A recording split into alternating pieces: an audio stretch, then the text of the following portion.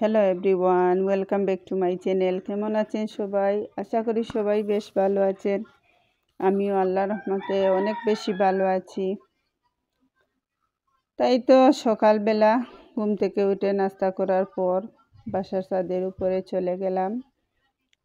সেখানে আমার 2-3টা বেগুন গাছ ছিল, গাছে বেগুন ধরেছে, তাই ভাবলাম বেগুনগুলা পেড়ে নিয়ে আসি।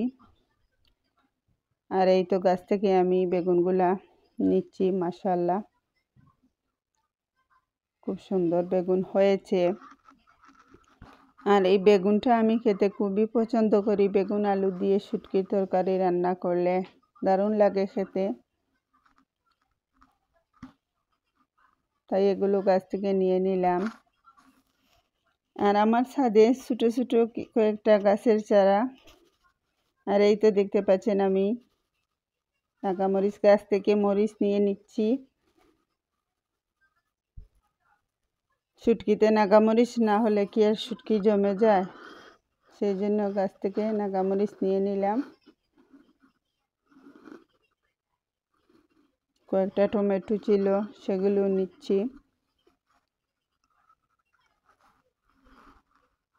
আর দেখতে পাচ্ছেন কি সুন্দর 2টি ফুল গাছে ফুল ফুটেছে।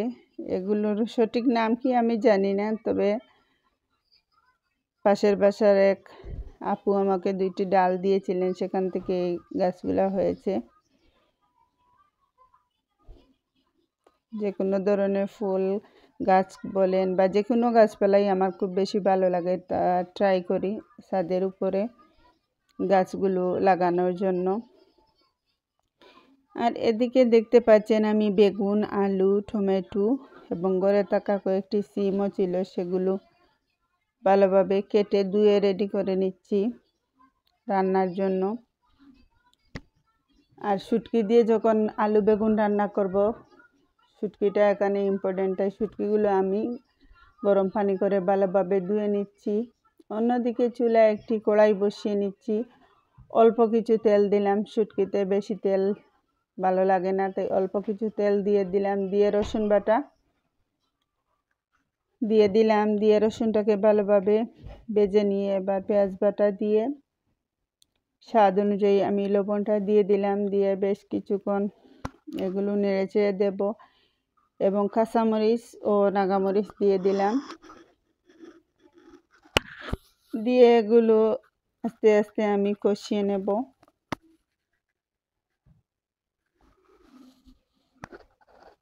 এক এক ধরনের রান্নাটা এক এক রকম করতে হয়। পরিমাণ মতো হলুদ গুঁড়ো, অল্প একটু লাল মরিচের গুঁড়ো দিয়ে দিলাম এবং কিছু পাঁচফোড়নের গুঁড়া দিয়ে ভালোভাবে মশলাটাকে আমি ভেজে নেব।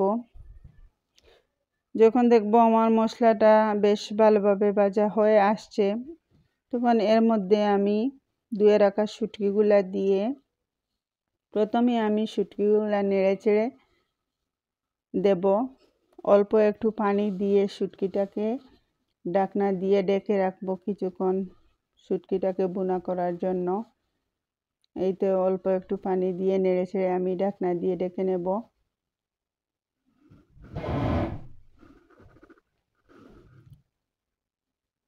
শুটকি তরকারি আমাদের মেয়েরা যারা আছি সবাই কম বেশি খেতে পছন্দ করি। আর আমার তো খুব ভীষণ প্রিয়, যে কোনো ধরনের শুটকি তরকারি খেতে আমি খুবই পছন্দ করি। আর মাঝে মধ্যে শুটকিটা রান্নার চেষ্টা করি। এবার আমার শুটকিটা ভালোভাবে বোনা হয়ে আসছে। কেটে রাখা সবজিগুলো এর মধ্যে দিয়ে ভালোভাবে নেড়ে চেড়ে দেব।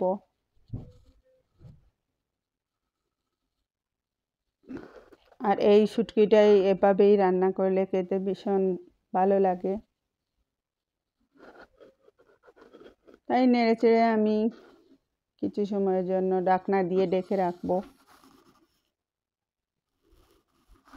আমার মতো কে কে শুটকি লাভার, শুটকি খেতে পছন্দ করেন, কমেন্টে জানাতে পারেন। বেশিরভাগই মেয়েরা শুটকি খেতে পছন্দ করে, সবাই আমরা খেয়ে থাকি। কিছুক্ষণ পর আমি ঢাকনাটা উঠিয়ে নিয়ে আবারও নেড়েচেড়ে আমি আরও কিছু সময়ের জন্য ঢাকনা দিয়ে ঢেকে রাখবো।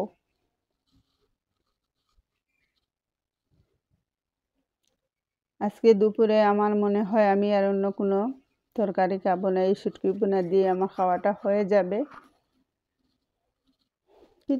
কিছুক্ষণ পর ফিরে এলাম। সবজিগুলো ভালোভাবে সিদ্ধ হয়ে আসছে। এবার এর মধ্যে আমি অল্প একটু পানি দিয়ে দেব। পানিটা স্কিপ হয়ে গেছে, সরি। পানিটা দিয়ে আমি এর মধ্যে 4-5 পিস মাছ ভেজে রেখেছিলাম, মাছটার কাঁটা বেছে মাছগুলো দিয়ে নেড়ে চেড়ে দেব। আর দেখতে পাচ্ছেন আমার রান্নাটা প্রায় শেষের দিকে চলে আসছে।